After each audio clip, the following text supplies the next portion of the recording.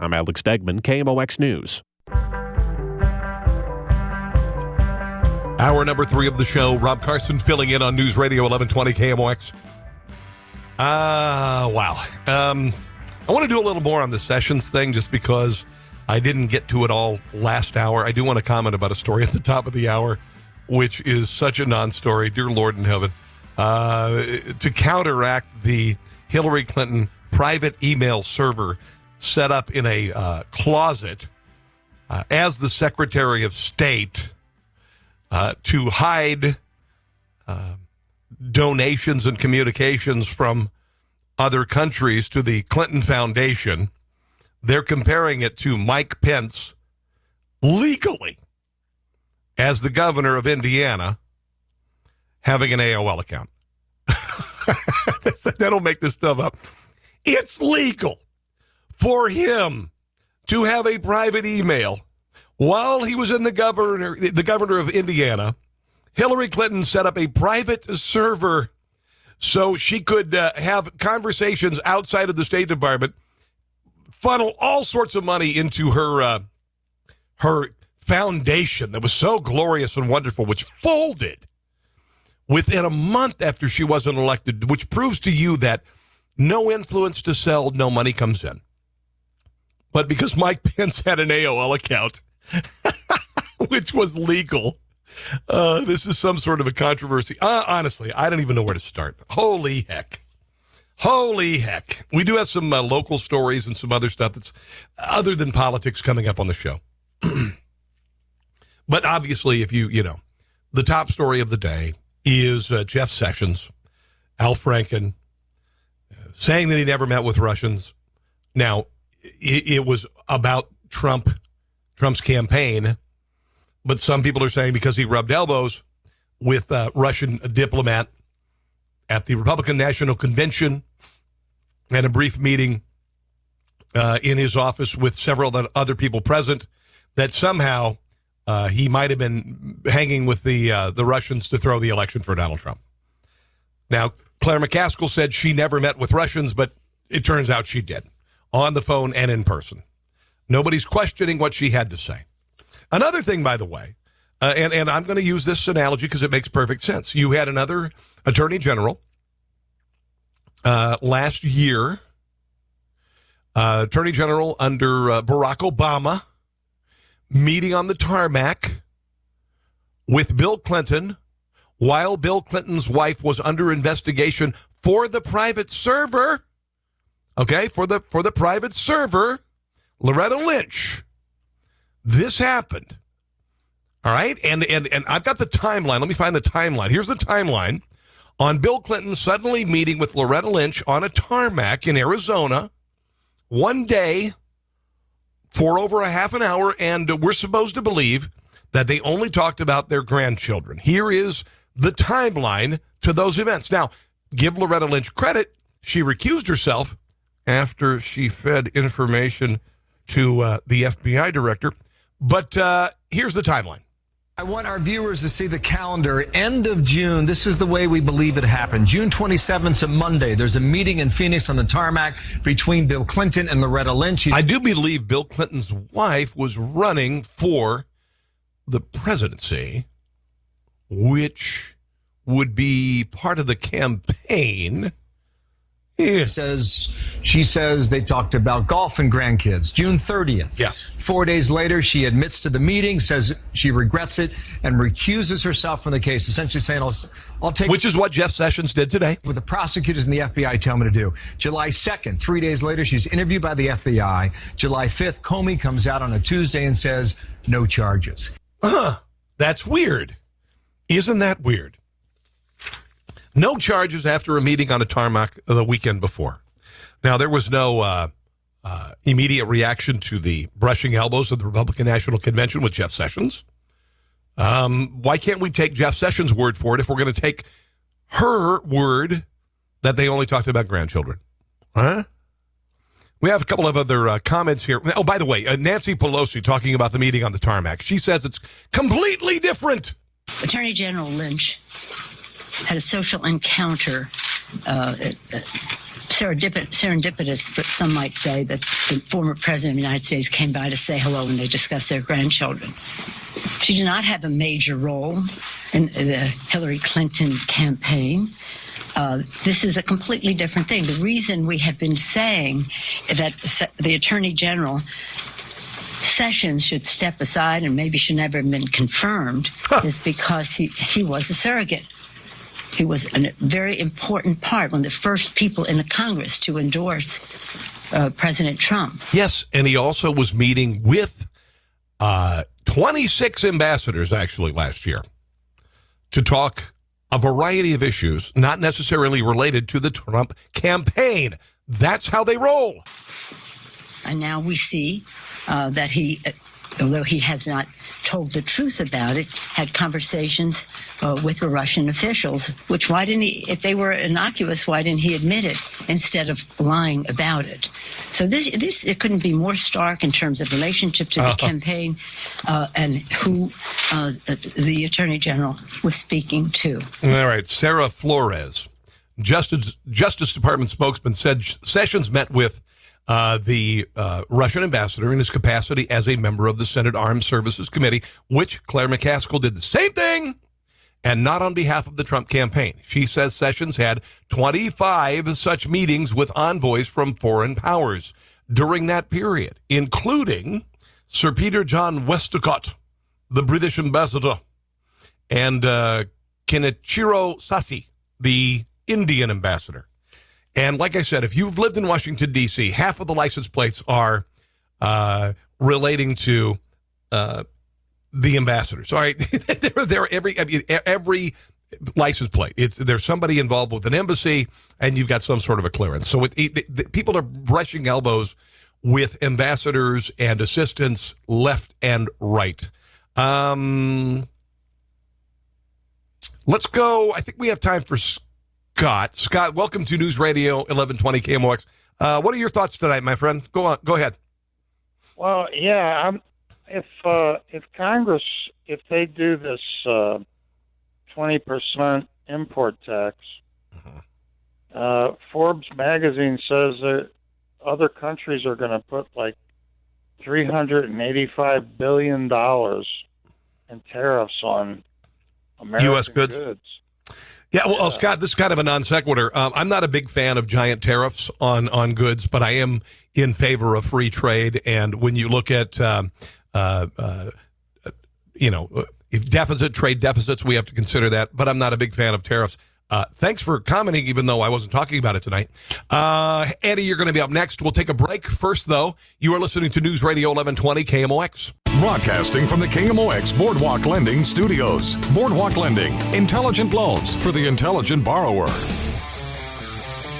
Rob Carson filling in on News Radio 1120 KMOX. I know we've been a little heavy on the Jeff Sessions thing. I get it. Listen, we've got plenty of stuff to get to on the show. We still haven't gotten to the police officer in St. Louis who was shot twice in the face, and the government wants, or I should say the police department wants to be paid back for the time he spent in the hospital. All right, we're going to get into that. Beau Biden's widow now dating his brother, and there have been some twists on that. I'm not making a judgment. I'm just saying, it's kind of like, okay. I mean, my wife has a cute sister. I don't know if Kel passed, I'd date her. But no, in fact, she's nuts. So anyway, we'll get into that very shortly on the show. We were talking about Jeff Sessions and the exchange that he had with Al Franken as he was being confirmed for Attorney General, and several Democrats are calling for his resignation, which isn't going to happen. I call it premature resignation. Chuck Schumer gets a little excited, and he needs to just kind of settle down, maybe, like I said, think of baseball or ice cream or something. Here's Nancy Pelosi. They haven't played her. Here's Nancy Pelosi's cry. This woman, I swear to God, she can't string together a sentence, and just it's unbelievable. Here she is calling for Jeff Sessions' resignation. There are standards of professional conduct yes. for attorneys, especially the top law enforcement officer in our country. What is the message that sends to the country? What does it do? To the lawyers in the State Department? What? To the American Bar Association, Oh, my which has God. standards of professional conduct. Have you looked at the number of attorneys in the country lately? To the state of Alabama, which has standards for professional conduct for its attorneys. Oh. The fact that the Attorney General, the top cop in our country, Yes. lied under oath. No, actually he didn't, but go ahead. To the American people is grounds for him to resign. He has proved that he is unqualified and unfit to serve in that position of trust. Okay, this is, like I said, this is bat guano crazy. This is destroying someone because you want to drive a president out of office literally 40 days into it. It's not going to happen. I'm wishful thinking. Try as much as you'd like. Jeff Sessions hasn't done anything that would merit his resignation 3 months into being the Attorney General. Eddie's been nice enough to wait on the line. Eddie, welcome to News Radio 1120 KMOX. Your thoughts on this, my friend? Hey, look, I got 3 comments to make. I'm going to hang up after that, and you respond time on that, okay? First, Claire McCaskill. Yes. She's not running for a national office like Jeff is, okay? So don't. Well, Jeff wasn't running for a national office. Actually, he was getting an appointment. But go ahead. No. Let me make my points. Okay. Okay. So, secondly, Jeff Sessions probably needs to say when he was considered for this office and when he spoke to the Russian. Okay, that will determine, I think, once they ask him those questions, if he said he spoke to him and he didn't speak to him, one or the other is the truth, okay? And lastly, when you speak of the former president, let's call him President Obama, okay? What did I call him? What did I call him? Yeah, when you call him Obama, come on now, you're disrespecting the office. Those are my comments. I'm going to hang up and hear your response. Eddie, I greatly appreciate your phone call, and I did not mean to just call him Obama. I occasionally call Trump. So that's number one there, and I do apologize if I did not give props to President Obama. Yes, he was the president. Okay, there you go. Sessions not running. No, he's not running. He wasn't running. He was appointed, actually. As far as deciding when Donald Trump considered putting him as the AG, there were a lot of people who are considered for AG. One of them is Ted Cruz, among others. I don't think that Donald Trump hit the ground running with a list of people that had narrowed down to one singular individual with regard to cabinet positions. So that could be cleared up in a little Q&A. I get you. So there you go. Sessions not running. He was appointed. Claire McCaskill, she clearly was not under oath, but she said at the same time that she never talked to the Russians and she never met with the Russians. She had done both, realizing, of course, that is not under oath. But at the same time, you can understand that as a member of the Armed Services Committee, you might forget meeting an ambassador because you meet a lot of them. And as I mentioned earlier, Jeff Sessions, as a senator and a member of the Armed Services Committee, met 26 of them. So, as far as the testimony is concerned, and I don't want to make this, God, I'm getting in the weeds again. As far as the testimony, Al Franken asked in the context of speaking to the Russians, the Russian ambassador as a surrogate for the Trump campaign, he said no. He did bump into him at the GOP convention, and there was another meeting. So, listen, Eddie, I'm not saying that things, there might be some questions that need to be asked. I'm cool with that. But if you think that Jeff Sessions is going to resign or be forced to resign, you're high. I don't know how else to put it. maybe I could be a little more ginger about it, but it's if you think he's going to resign, you're high. And if you think it's going to happen this time, every appointment, everything that comes up, and that's what and Barack Obama is involved with it, and Valerie Jarrett moved into his mansion. There is going to be all-out war from Barack Obama and his surrogates and Organizing for America, and they're going to come up with all sorts of crap about this.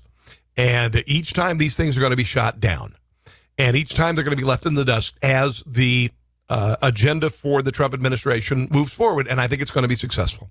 We've already seen with the lowest number of people who filed for unemployment since 1973. We just found out that today. Housing starts, the stock market, businesses coming back to America, not leaving America.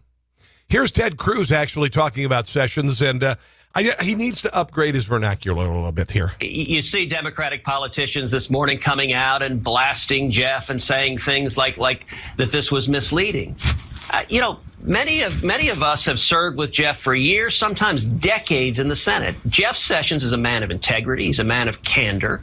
I don't know any senator who served with Jeff Sessions, Democrat or Republican, who would say that Jeff has been anything less than totally honest. Now, they don't like that he's a conservative. The Democrats don't like Jeff as a conservative, but he is very open and honest about his views. And by the way, Jeff has been a serious critic of Russia. He's not been shy calling out Putin. So the notion that there was something somehow wrong with a senior senator on the Armed Services Committee meeting with a foreign ambassador, I think that's a nothing burger. And the testimony, Jeff should have been more clear. I think he said that he wished he was more clear, but at the end of the day, I don't think that there's any there. Yeah, nothing burger. It's a big nothing burger, but the Democrats think it's a whopper. John has a comment here. John, welcome to News Radio 1120 KMOX. I kind of want a cheeseburger right now, actually. What's going on? Burger King does sound kind of good right now. I know, dude. If I was near there, we'd go. You're going to make me get up and go out the door, get to the car, and drive down the block. Don't do that. All right, man. Don't do that. All right. You may be able to work from home. I don't. All right. Go ahead. A compliment and an observation. Yes, sir. I'm glad that you picked up on what CBS was saying at the top of the hour. Yeah. He had an AOL account. Yeah. And CBS was very careful to add that he complied with the law. Yes. And you also noted that but you did not note that CBS went on to say anything about that he had later taken the steps needed to turn over all the documents from his private server. Yes. I criticize CBS for saying that flat out. And it's amazing because, listen to me, 36,000 of his emails didn't just disappear. Oh, cool. I hadn't heard that. Yes. Now, about an observation about Jeff Sessions. Nobody nobody seeking that office could expect to go into that hearing and not be asked if he'd been talking to the Russians. That's all that anybody had been saying, talking about at the time. And I think what he did was give a nuanced response, so nuanced that you've had to add to his quote, to his tape. And I do like it that you run the tape 2, 3, 4 times so we can hear it carefully. But it's so vague, so nuanced, that you have to add in the words that he hadn't talked to the Russians for the campaign. Well, that's what he said. Al Franken said, as a surrogate for the campaign. Sessions said, I've been called a surrogate for the campaign. And I would say that those two strands, those two words connecting between the two senators, say that he was asking if he'd talked to the Russians about the campaign. And Sessions said, no.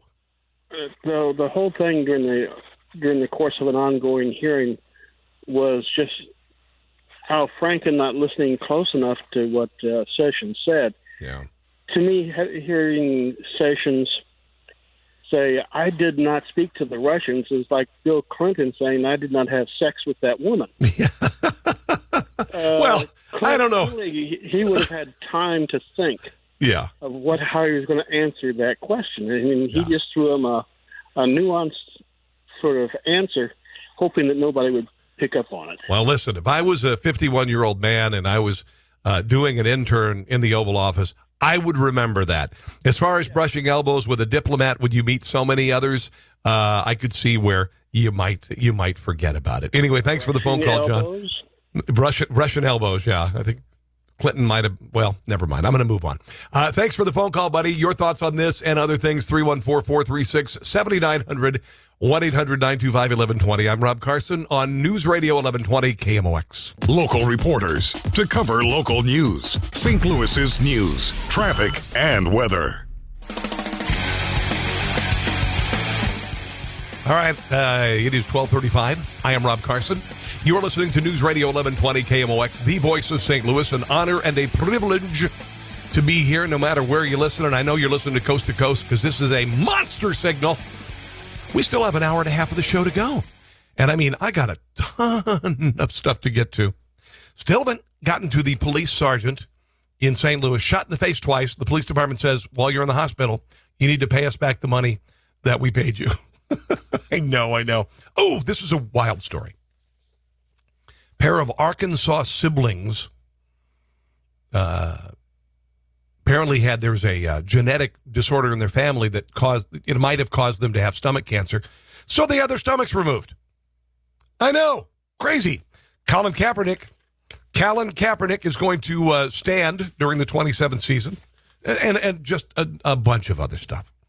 We spent a good time on the Jeff Sessions thing and the caterwauling from the left, people saying that he needs to resign even though he's been the attorney general for 3 weeks. And it's absurd on the face of it that you would burn a man at the stake after decades of good service. Burn a man at the stake. And that's what's going on here. It's bullcrap. Because of a couple words said, speaking to Al Franken. I know, he's a senator. It's weird. It's weird. And the more this goes on, the more this caterwauling, this belly aching, this gnashing of teeth goes on, the more irrelevant the Democrat Party becomes, because you got to come up with some solutions, folks. You had 8 years to turn things around. You had a GDP below 2% for 8 years.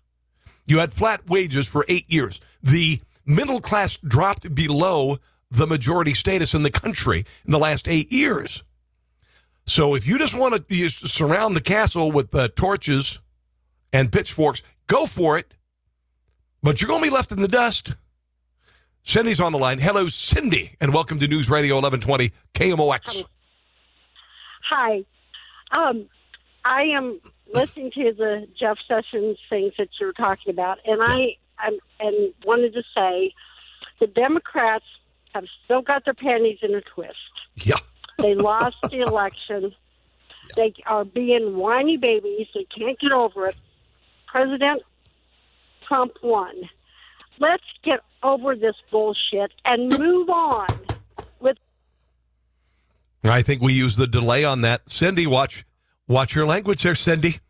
You can say BS, but you can't say that.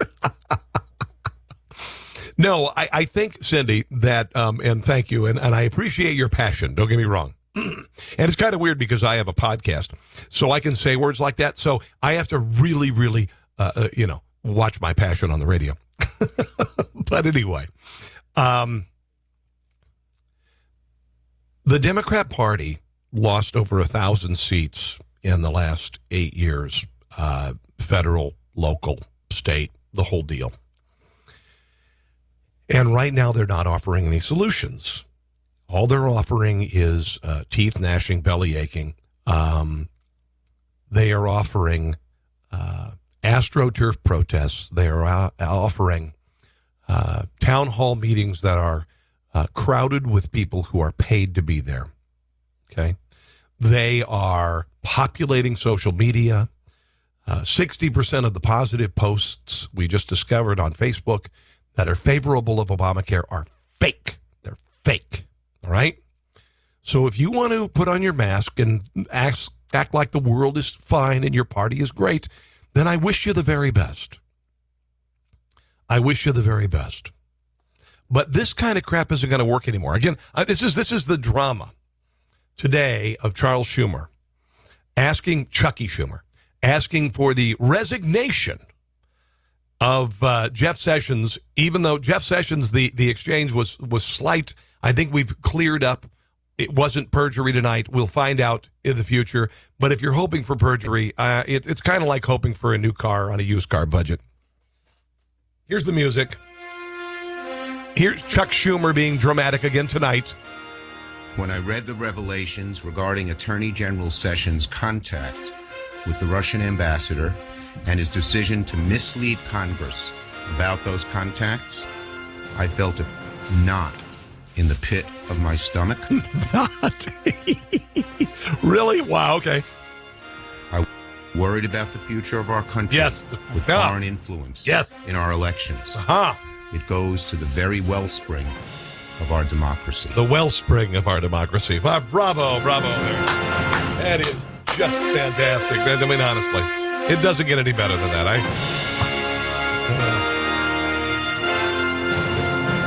Okay, there you go. Let's move on. I've had enough. I've had enough of this. I've had enough of this BS there, Cindy. Let's talk about other stuff. George W. Bush was on Ellen today. Well, that didn't sound right. That would be very unlikely. Anyway, George W. Bush was on Ellen's show today. We'll get to the audio because apparently Vladimir Putin is kind of a bully. You know that remember that old ad in the back of comic book pages where the skinny guy got sand kicked in his face? Well, apparently George W. Bush got sand kicked in his face by Vladimir Putin with regard to his Scottish Terrier. I'm going to share the details on that coming up in a couple minutes and the audio. And then there's much more to get to. Trust me, honestly. All I ask is that you call and watch the language. 314-436-7900, 1-800-925-1120. I'm Rob Carson on News Radio 1120 KMOX. It's exhibition preseason baseball today as the Cards face the Washington Nationals. First pitch, 12 noon. Catch the game streaming live at KMOX.com and Cardinals.com. For baseball, I'm ready to listen to baseball on the radio, which is the best thing in the world. Boys of summer, I've been listening to KMOX since I was a kid. And there is nothing better than listening to baseball on the radio. It's glorious, glorious, glorious. Rob Carson back once again for the show tonight on News Radio 1120 KMOX. We spent a lot of time on Jeff Sessions and his testimony as he was being confirmed as the Attorney General, and this exchange between Al Franken and Jeff Sessions. I'll play it, and again, pardon the streaming issue here. Here is the exchange that is causing all sorts of controversy. If there is any evidence that anyone affiliated with the Trump campaign communicated with the Russian government in the course of this campaign, what will you do? Senator Franken, I'm not aware of any of those activities. I have been called a surrogate at a time or two in that campaign, and I did not have communications with the Russians, and I'm unable to comment on it. All right, so he said, I have been called a surrogate for the campaign, and I did not have any communications with the Russians. Okay, so he's talking about the campaign. Al Franken teed it up. Jeff Sessions said the campaign, he did not have any communications with the Russians with regard to the campaign. Now, as a member of the Armed Services Committee, like Claire McCaskill, who said she didn't talk to the Russians, although she did in person and on the phone, this happens. This happens when you're a senator. This happens when you're a member of the Armed Services Committee. He was saying it in the context of the campaign. Harry is on the line. Harry, welcome, and thank you for holding. You're from Alton, Illinois. What's on your mind tonight, my friend? Well, a couple of things. One, I still believe that that's a lie when you're under oath and they ask if you had any communication with the Russians. Okay. First off. Second, you're worried, you wonder about us Democrats, how we're hating the upcoming election. Well, I'm going to tell you, when we walk into the polls, it's going to be easy to recognize the Republicans. They're either going to have red faces because Trump and his group screwed up again, or they're going to have blue faces holding their breath until he does. All right, Harry, I appreciate the phone call. We'll see what happens in the midterms. Let's go to Edward on the line. Edward, welcome to News Radio 1120 KMOX. Your thoughts, my friend? Yeah, the Officer Tom Lake, you're going to get around to the story, but, man, what a nice guy. I mean, a genuine person. He's just, and I know Michael Pratt, too, the other sergeant, they're just... oh, yes. They just been shafted. I know. Tom Lake got shot in the face twice, And the department has been sending him bills. Now, they're blaming it on a Jeff City versus a municipal issue. But, I mean, how does this stuff happen? I mean, the man's name was in the news. The city wanted local control. They should have, they fought for it. They have it. They should own up to it and fix it and make it right, make it whole for these gentlemen. You are right, and I do have the audio from, and I've been promoting this all night. And Edward, I'm sorry that I haven't gotten to it. I've been so damn busy with other stuff. Oh, I understand. But he was shot twice in the face, and the department is saying they want $2,000 back from him. And this bureaucratic BS just drives me nuts. Yeah, and a trivia night coming up for him. What is this? Tell me about it. Tell me about it. There's a trivia night coming up for him in May. Okay, when and where? At the Carpenter's Hall on Hampton Avenue. All right. Listen, Edward, can I get your information? Maybe we can do a GoFundMe. I just followed you on Twitter, so okay, great. My name's okay. Edward, listen, let's maybe if this doesn't get resolved, let's do a GoFundMe. This man got shot in the face twice. He should not be being fought and harangued with dozens of letters from the police department about paying back wages that he can't afford to pay back, considering the suffering he's gone through. Edward, okay? Stay in touch with me, okay? Stay in touch with me. Let's do it. Let's do a GoFundMe. All right, here, and I've been promoting this all night. Let me talk about this. Sergeant Tom Lake was shot in the face in November. All right? He was off duty. He actually had the bravery to come back and do an appearance 3 days after being shot in the face twice. He was ambushed. Here is the story on Fox 2. I closed my eyes. Sergeant Tom Lake has been all over the news since last November. He was shot twice in the face on Hampton Avenue as he sat beneath a streetlight in his patrol SUV. Miraculously, 2 bullets missed vital organs. One lodged near his cheek. He apparently swallowed the other as it fell from his sinuses. It was the Sunday before Thanksgiving. 3 days later, Lake stunned a large crowd by appearing at the police and firefighters Guns and Hoses fundraiser. Remember that? Since the shooting, Lake has been off work to recover. I was being punished for being shot. Lake only agreed to talk after the Fox Files uncovered dozens of emails between the St. Louis Police Department and Sergeant Lake. This guy deserves a settlement. This guy deserves to be taken care of. They begin the day after Christmas, December 26th. Finance employees tell Lake there's a problem with his November overtime. My heart sank. Overpayment of more than $2,000. I would like to begin the process of repayment. I plan on making a negative adjustment to your pay. I had worked selflessly. Of all the things, this guy gets shot in the face. He's busting his rear end to get overtime for his family for the holidays. He gets shot in the face twice. And after it's all over, after he's been laid up at the hospital, you ever been shot in the face? I haven't been shot in the face. But now the department, and I'm not blaming anyone specifically, I'm not blaming the chief of police, but there is some bureaucratic snafu that is, this man, are you kidding me? I mean, he's trying to recover. He's trying to rake his life back together. And they're bugging him about overtime pay, and they're docking his wages. Through that 28-day period, trying to provide a better life for my family, and I worked an obscene amount of time. I was forfeiting Christmas stuff with my children to go see Santa, to do different things. In fact, I forfeited my Halloween. According to the emails, 2 officers intervene on Lake's behalf. Captain Michael Diva asks the finance department to leave him alone for his own health. Major Dan Howard says the demand for repayment is wrong. It does not stop the demands, which grow stronger January 2nd. Unreal. Because of the, quote, budget director denied a waiver to let it go. Lake's attorney, John Bohassan, explained legally the city cannot let it go. They're following the letter of the law as they know it. The problem with the letter of the law... He got shot in the face! As they know it is it's very impersonal, and it does not take into account people getting seriously injured in the line of duty. Before getting overtime, St. Louis police rules require sergeants to work 11 hours for free in a 28-day period. That's nice. Sergeant Lake was on track to donate those hours and get overtime until he was shot November 20th. He could no longer work 5 of the last 6 days scheduled. I asked Police Chief Sam Dotson. Technically, if you're shot on duty and you're in the hospital the next day, aren't you really still working? Well, you are. And This is, I would say, a growing problem from local control. And so as we transition from state control to local control, we're still having issues that we work through.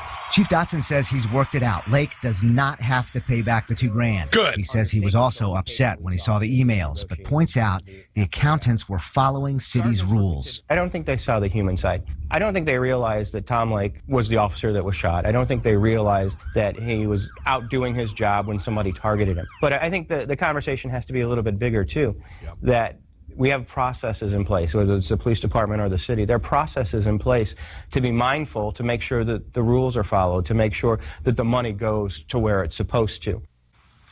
That's what. Okay, so that's a real positive. But I do believe that this sergeant needs our support. And Edward, you know you friend me on Twitter, or you're following me on Twitter, I guess. Let's see if we can maybe do a GoFundMe, get this thing started, because the man is suffering. Can you imagine? I mean, you get in a patrol car every night, you got kids at home, and you get shot in the face. So let's work on it together, my friend. Let's work on it.